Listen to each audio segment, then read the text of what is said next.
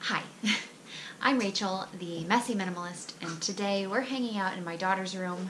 I have not done any cleaning in here as usual because that way you can kind of see where we're starting and where we get to. It's messy behind me, it is messy in front of me, and I'm excited to get cleaning it. But I want to talk about how I decided to get to this point today. Not like it was anything crazy, but I have a new little piece of advice that has so far worked for me 2 consecutive days in a row, and I feel like it's worth sharing. I woke up excited to clean my daughter's room today because I had already decided last night that I was going to do this. I'm so much more motivated to do certain decluttering, cleaning, tidying projects when I've already decided the night before what I'm going to do.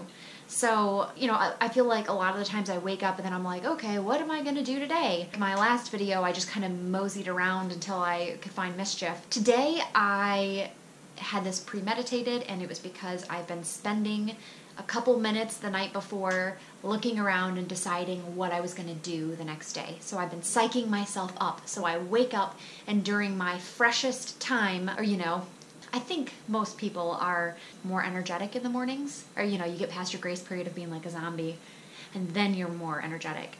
So I woke up and I knew exactly what I was going to do. I was going to clean my daughter's bedroom. I've noticed it's really important when tackling children's rooms, they're young enough where they can't do it with you anyway, is to not even let them be involved. If you have kids, you probably know that if they even see something that potentially could get removed, they're like, mine! So I just do a couple things. When I'm going to be decluttering and trying to clear out stuff from my daughter's room, I do a first pass about a week or 2 before I really get in and do a major declutter. My first pass typically is grabbing the things that I think might get noticed. So it's the things that are sort of in everyday life but aren't necessarily played with or touched, such as stuffed animals in a stuffed animal bin, extra toys in a corner or a drawer, things that I know she could see every day but doesn't necessarily play with. The reason that I come through and I pull that stuff out a couple weeks in advance is because I am using a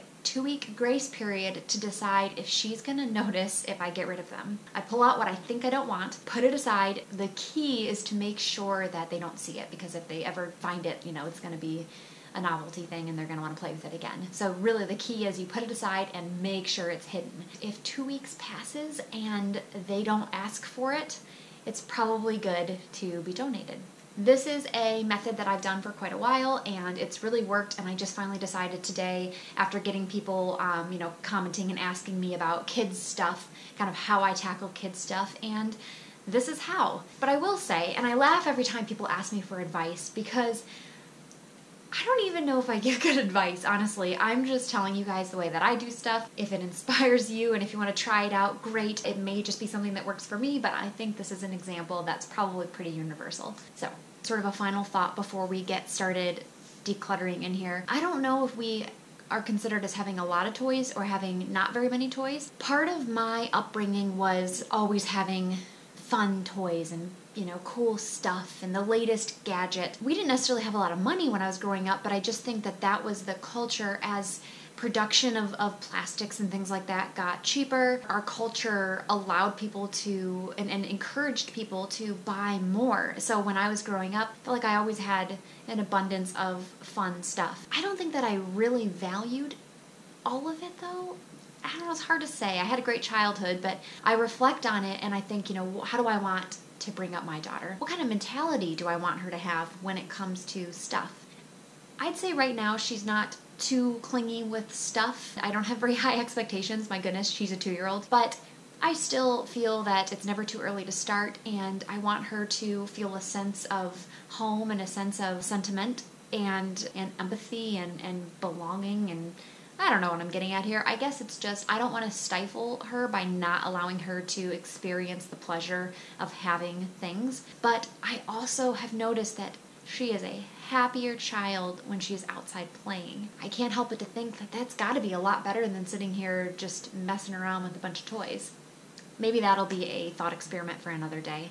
But I guess all I'm getting at is that I don't want her to grow up clutter blind. Maybe that's really what it is. I work things out while talking to you guys over camera, so I feel like I will start a video with one thought and I'll end it on a completely different thought, and I swear it's like, if I didn't have you guys in front of me listening, then maybe I wouldn't even have these thoughts. Anyway, yes, I don't want to raise my daughter to be clutter blind, and I feel like part of what makes people clutter blind is just having a lot of clutter around them all the time. So there's no reason that if we're going through and trying to have homes for things and make things a little bit more minimal in our lives, that we shouldn't be emulating that and encouraging that in our daughter.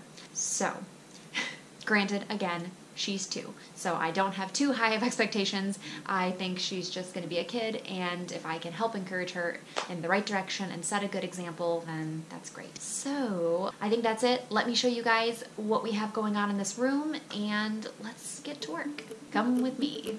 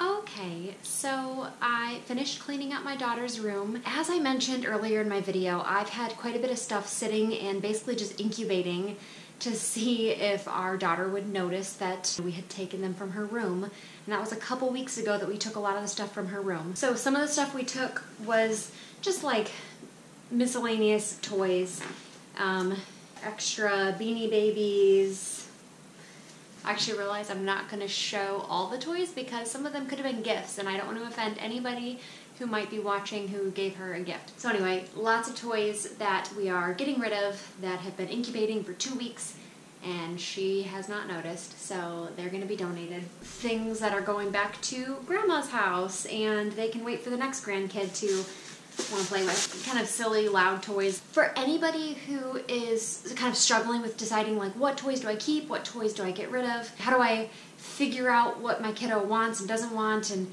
you know, I think there's always the like, well, they play with it for 5 minutes or they play with it for 10 minutes, so sometimes it's a fun toy. Whatever the reason is, it bugs me to have too many toys around, and a lot of the times if it's something that she's just going to pull out, mess up the place with, and not truly get any value out of it, I don't know, sometimes it just seems like clutter. So we've been trying to be really choosy with what toys not only that we bring into our house, but what ones we're allowing to stay in our house. Plastic stuff.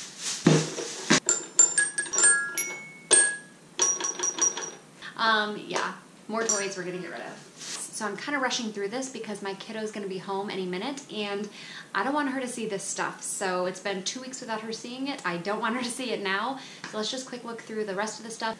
All of these are extra clothes that didn't fit her. You know, it's crazy because these are things that have been just sitting in her closet, and it seems like whenever we go to get into something, we end up messing everything up. It's just amazing to think that without having all that excess clothing that does not fit her, that we're going to be able to grab what we do need and do it quickly and not just make a big mess every time we try to get into her closet. Especially if you have a kid who is dabbling in wanting to dress themselves, it's definitely good to not have too many options, particularly things that are too small. Probably just parenting 101 to make sure that the clothes in the closet fit, but honestly, they grow so fast, it's really easy to lose track of that. So, get nice and cozy here. The last stuff that I found in here is one of those things that I'm like a little bit embarrassed to show. It was out of her reach, I swear. It's just a bunch of sharp stuff. It's horrible that this was in here, it was sitting up on her dresser. Just a bunch of really sharp things. Thumbtacks, screws, nails, a cute little metal salamander. Anyway, yeah, lots of really sharp stuff. So no excuse here. This should not be in a child's bedroom. So you know how I find change everywhere in my house? In my daughter's room, we find these everywhere. We call them treasures, and they are basically like the bane of my existence because I step on them all the time. Little container full of dog treats. Our dogs are little piggies, so for treats we just give them their own kibble. I don't even know why they're in here. Our daughter must have done this, but somehow these treats are here and they don't need to be here. Anyway, I feel like the room is a lot cleaner, it's a lot more welcoming. That canopy that you guys saw probably in my end recap shots in the corner, kind of something from my own childhood desires that I never had, and so I always loved forts and our daughter loves forts, so that was just sort of tucked in the corner before it was unusable behind the chair. Now we moved our chair out so she can use it as a little reading nook, fort, whatever it wants to be. And we took out the big shaggy rug that was in here because that just collected things such as the little treasures and marbles and just junk. So that collected a lot of dust and hair and toys,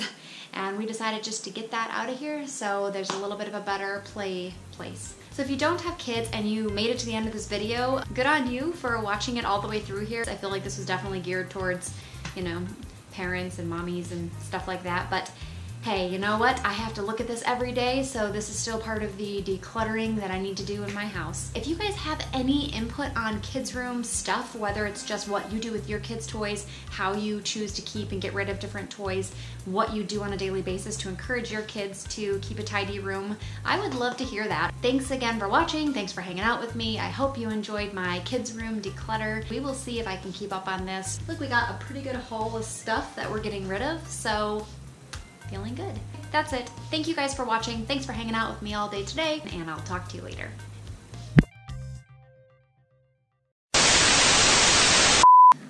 Hi.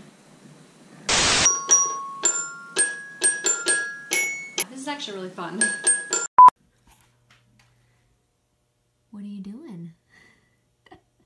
Like I could never have a moment to myself.